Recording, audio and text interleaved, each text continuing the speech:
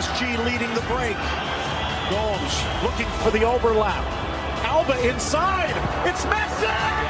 Outside, it plays it inside. Great tackle, but no, he's finished off by Jenny. It's a run from him, but it's Messi. It's Iniesta! Hello community, welcome back to another Barcelona match review, and with the biggest smile on my face at the moment, I can proudly say FC Barcelona are La Liga 2022-23 champions. Absolutely beautiful stuff. What a season this has been for Barcelona. We end off with the domestic double, and of course I'll give you my overall thoughts about the season, what I think about how the season went for Barcelona, not in this video but in the next video against Real Sociedad when we will lift the trophy. But talking about this match against Espanyol, we did pretty good for the most part. Of course the end wasn't good. I'm kind of disappointed for that. Yes, we did win the match, we did batter Espanyol, but I wanted a much bigger humiliation, you know. I wanted more than that, like 4-0 victory, having a clean sheet for Ter Stegen. That would have been absolutely golden for us, but unfortunately that did not happen, because I mean the fact that Espanyol fans were already disrespectful to us even before the match started. Like when Barcelona went into their training, they played Shakira's diss track on PK, which people have mixed opinions on, but hey, that's disrespectful to a Barca legend. Like I don't know, man. Like they were already getting onto us and they were just being toxic, and I just wanted a much big battering on them, you know. I hoped for that, but I mean it's still kind of good. They still lost, they're still gonna get relegated, so it's kind of fine. But yeah, let's talk about this match as to how this match went and how Barcelona sealed the La Liga trophy. Let's get into it. And let's begin with the starting 11 plus Barca with the 11. Ter Stegen in goal, our backline Balde, Christensen, Araujo and Koundé. Midfield 3 Pedri, Busquets, De Jong, and our front 3 Gavi on the left, Rafinha on the right and Lewandowski up top. So with the Gala 11 as well as 4 midfielders, Xavi went all in for this match. And let's talk about the first half, which was absolutely beautiful and brilliant football from Barcelona. The determination of the players, the intensity of the players, the intensity and determination, in fact, of Xavi Hernandez, the influence that he was having in this half. Whenever we were losing possession in that first half, Xavi was getting frustrated and was scolding the players and was trying to instruct them to be better. They wanted to win this match. Everybody today for Football Club Barcelona wanted to win this match, and also the way we played today, it was absolutely brilliant. The tiki-taka football, the one-touch football, and we didn't have to go with the balanced style like how we had against Real Betis. We just went with the tiki-taka football, no balance between long ball and tiki-taka football, because to be fair, Espanyol were quite shit defensively today. Like the defensive orientation today was absolutely horrendous.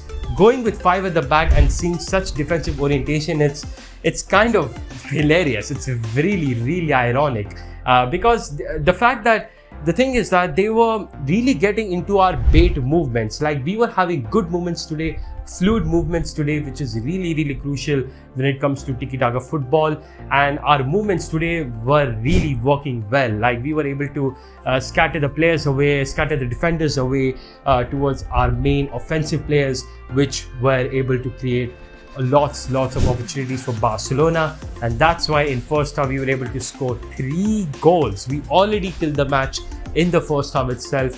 Let's talk about them and let's get into the first goal, which came around the 11th minute for Robert Lewandowski.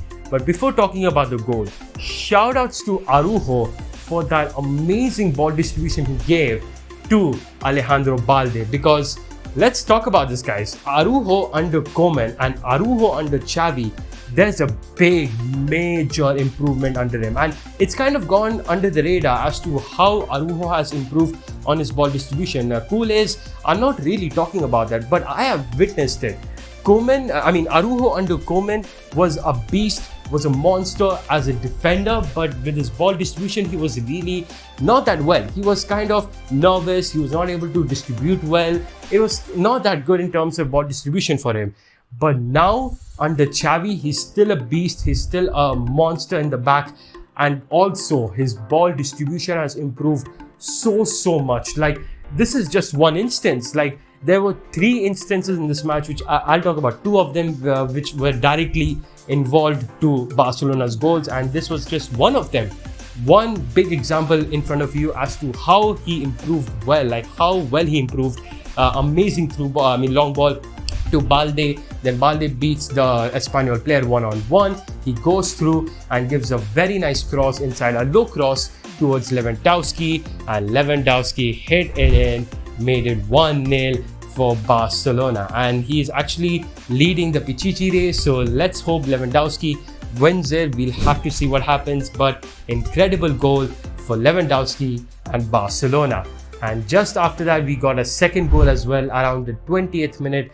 It was Alejandro Balde. So this goal was actually really good in terms of the movements and everything that we had. It all started from Koundé, who gave a through ball to Rafinha. Then Rafinha was running in and he saw Pedri in the half space. Pedri, then his decision making over here was really good. The fact that he didn't pass the ball back, but he took on the player and gave a cross. And here is where the golden moment was there. Gavi's movement over here was absolutely brilliant. The way how he took 2 defenders for with him, it just left 1 defender for Balde, who was absolutely horrid. He did nothing against Balde, and Balde easily scored that goal, made it 2-0 for Barcelona, and that was Balde's first goal in Barcelona. So that's pretty good.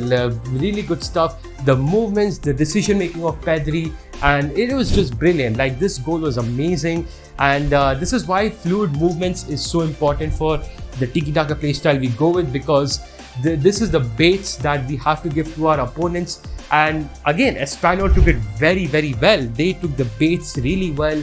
They did not anticipate those movements, and it was just easy for us to score those 2 goals. And talking about the third goal, which came around the 39th minute, I think, it was Lewandowski again. And this time again, first of all, shoutouts to Busquets. The way he recovers the ball for this goal, he does it really well, passes it towards Frenkie de Jong. Frenkie gives a very nice through ball to Rafinha. Rafinha runs and with his weak right foot gives a very nice pass towards Lewandowski, lands right onto his foot and made it 3-0 for Barcelona. And that's just how first half ends. The fact is, like I mentioned in the beginning of this first half, the determination of the players, the pressing, basically the intensity of the players, Xavi's influence, trying to instruct the players, being frustrated if we would lose possession, and the beautiful play of football. That's just first half summed for you.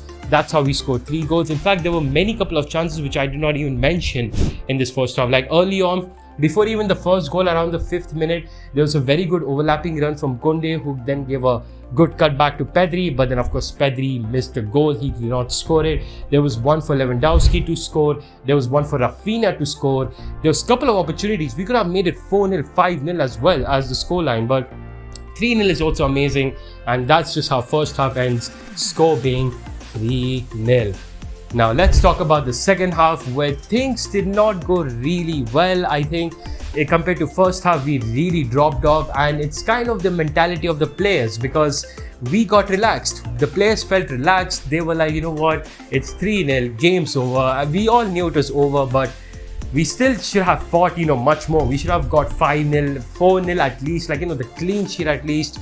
But we got relaxed, and that allowed pressure from Espanyol, because then they started to press well.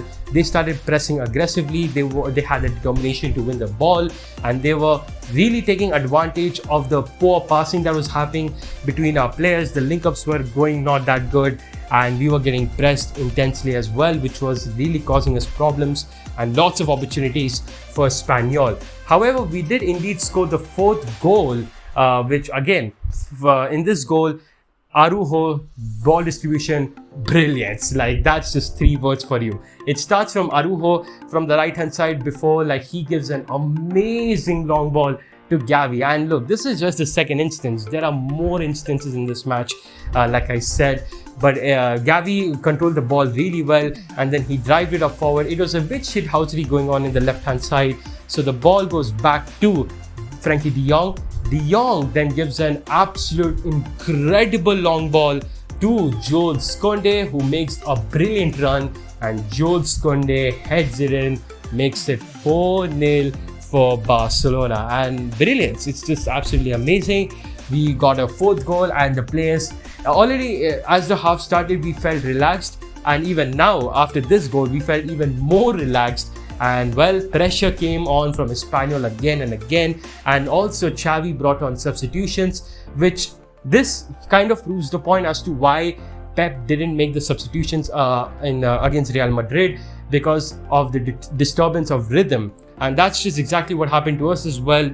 There were 5 substitutions made after the 4th goal, which was, I think, Alba, Alonso, even Kessie came right towards the end, Ansu Fati and Ousmane Dembele.